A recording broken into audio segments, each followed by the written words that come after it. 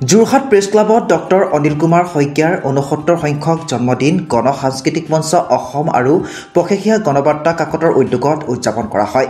এই অনুষ্ঠানটিৰ আৰম্ভণিতে ডক্টৰ শইকীয়াৰ প্ৰতিচ্ছবিত পুষ্পাঞ্জলি আৰু বন্তি প্ৰজ্বলন কৰি তেখেতৰ স্মৃতিত শ্ৰদ্ধা নিবেদন কৰা হয়।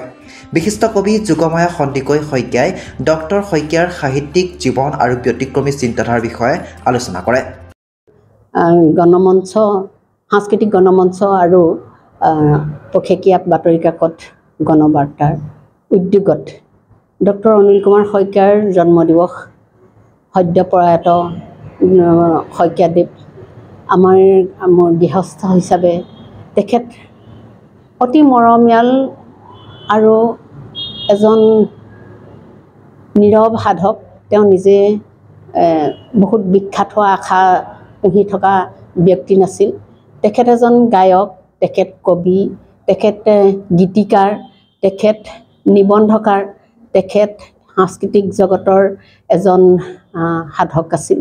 তেখেতে সকলো বাদ্যযন্ত্ৰই বজাব জানিছিল, কিন্তু সেইখিনি তেওঁ ধৰি ৰাখিব পৰা নাছিল। যিহেতুকে তেখেত এজন লেখক হিচাপে বা নিবন্ধকাৰ হিচাপে অসমৰ মানুহে তেখেতক আদৰি ল'লে।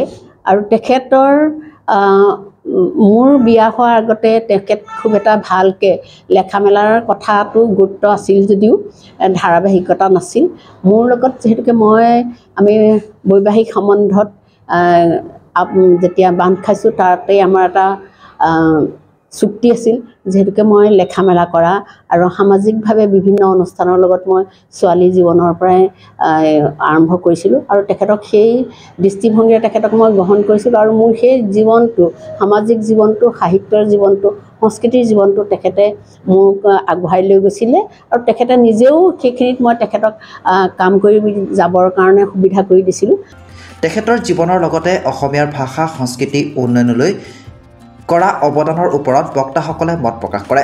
অনুষ্ঠানটিত জ্যোতি সংগীত আৰু ভূপেন্দ্ৰ সংগীতেৰে ৰবীন হাতীবৰুৱাই সুন্দৰ সংগীত পৰিৱেশন কৰি ডক্টৰ শইকীয়াক স্মৰণ আৰু শ্ৰদ্ধা জনায়। আনহাতে বিশিষ্ট ব্যক্তিসকলক চেলেং চাদৰ সন্মানিত কৰি তেখেতৰ আদৰ্শৰ আলোকপাত কৰা হয়। এই অনুষ্ঠানটোতেই ডক্টৰ অনিল কুমাৰ শইকীয়াৰ স্মৃতিক চিৰযুগমীয়া কৰি ৰাখিবলৈ বিশেষ ভূমিকাও গ্ৰহণ কৰে।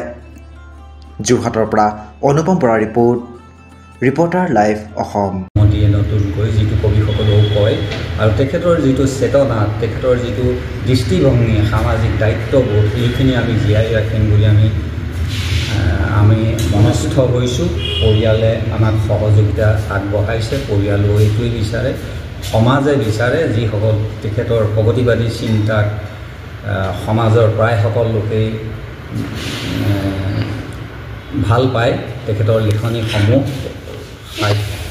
সাহিত্য ৰিপৰ্টাৰ লাইভ অসম।